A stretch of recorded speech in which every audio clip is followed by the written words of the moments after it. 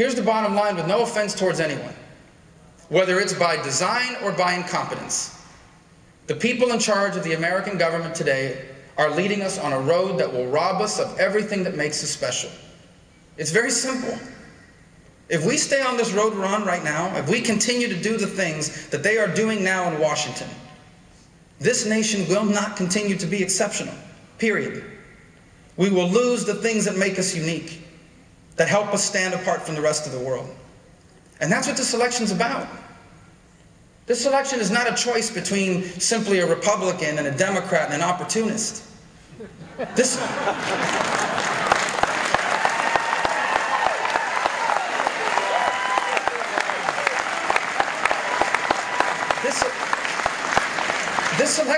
election is a referendum on our identity. That's what you're being asked to answer here, is who do you want to continue to be? Do you want to become like every other country? Because if we stay on this road, we will. Or do you want to continue to be special? And if we want to continue to be special, we have to stop doing some of the things they're doing right now. And that's what this election's about. It is a referendum on our identity. I'm often asked, why'd you get into this race? And of course the answer is because I wanted to win the Nobel Peace Prize. And I'm kidding. I'm joking. You have to be there 2 weeks to do that. But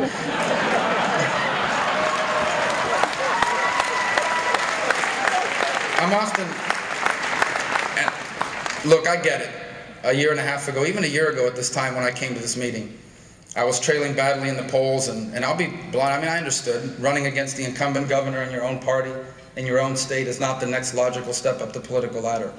I understood that then, and I still do now.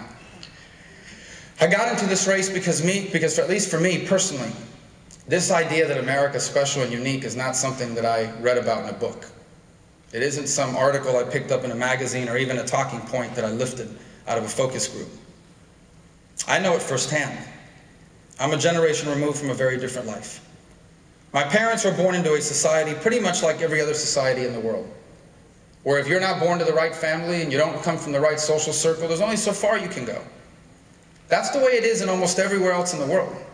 I hope we all understand that. It isn't like this everywhere else.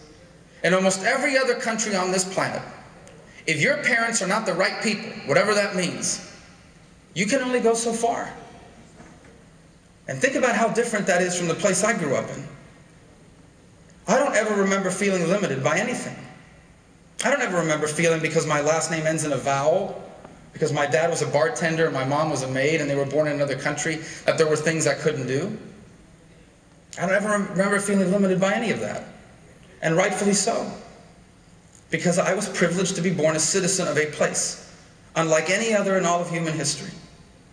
And now we're being asked to choose whether we want to keep that, or whether we want to become like the place my parents came from, or the place your parents, or grandparents, or great-grandparents, or great-great-grandparents came from.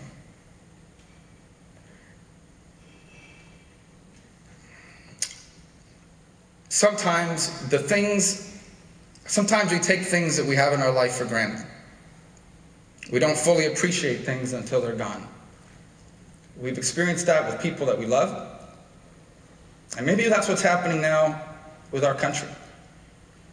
Have we reached the point as a people where we have forgotten how special this place truly is? This notion that somehow it's just always going to be here no matter what decisions we make or fail to make? Have we reached the point where we think that somehow this country will just continue to be special just because?